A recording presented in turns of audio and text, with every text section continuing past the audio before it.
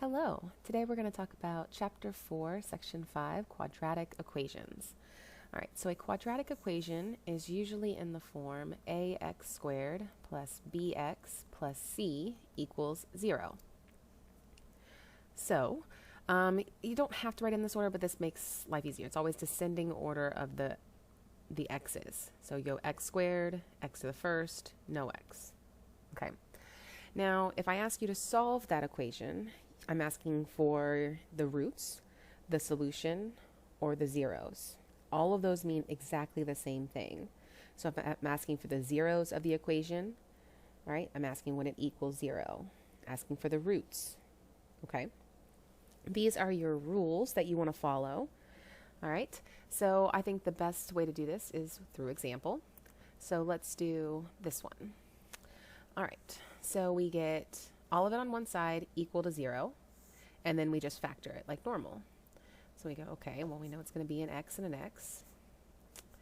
And let's see.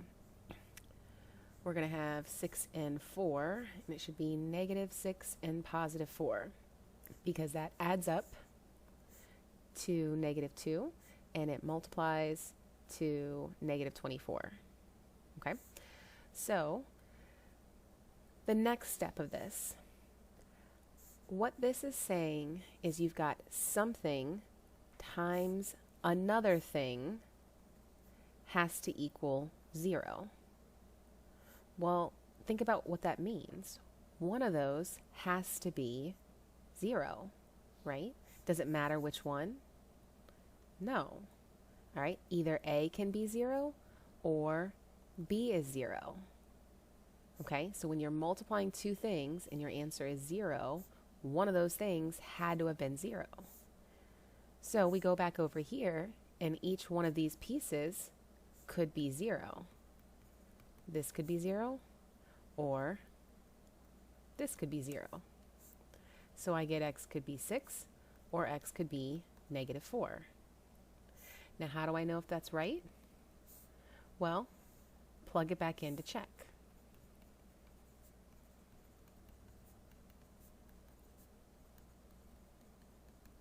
So we plug in 6. 6 squared minus 2 times 6 minus 24 equals 0.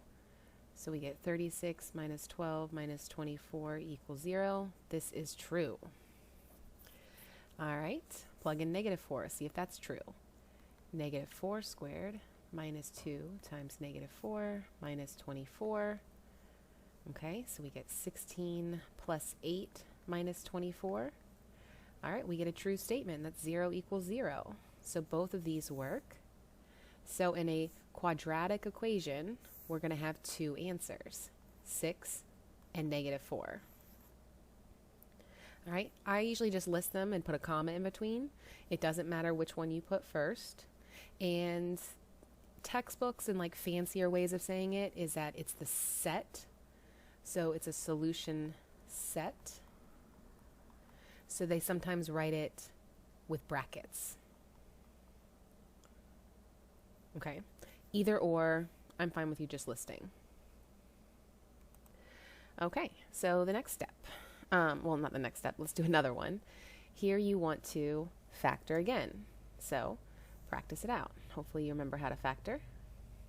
All right, so this one should be x minus 3 and x minus 3. So here, well, you get the same thing twice, okay? That does not mean we write our answer twice, okay? The solution is a set of numbers that work, okay? If I tell you that 4 and 4 works, I'm sounding like an idiot, right? So only put it once, okay? That would be your answer. Okay, let's try problem number 3. So here, this one's different than the other ones, all right? It doesn't equal 0, all right? I've got a problem there. Get everything over to one side. And I try to always make it so the x squared is positive, right? It's a lot easier to factor when that's not a negative. You do not want to do the cloud method with a being negative, okay? So I always make it so x squared is positive. All right, so let's see. You do the cloud method.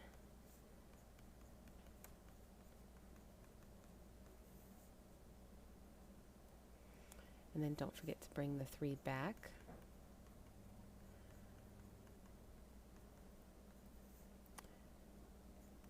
So you factor it, and you should get this. Don't forget your equals 0. So this is our cloud method right here. All right, so then you solve each one of those. And just trying to show all my steps. There you go. Okay, so we get 2 answers, and we can always check them by plugging them back in. Okay, so both of those should work. All right. Try number 4. Okay, hopefully the first thing you did was move this over and put it in order. And then hopefully you noticed, they all have something in common. I can factor out that 3, and that can make life a lot easier. So then this factors 2, 5 and 3, negative and negative. Then we can put all our factors equal to 0. So we know we've got these 2 in parentheses, but what do we do with that 3 out front? Technically that was a factor as well.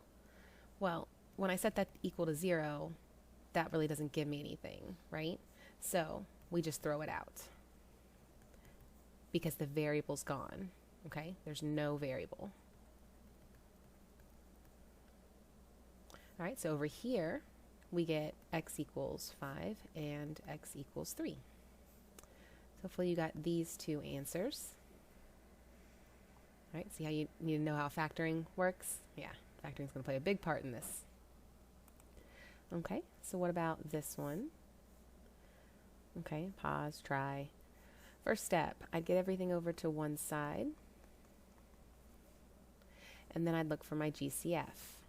They both have a 7x in common, so I get this.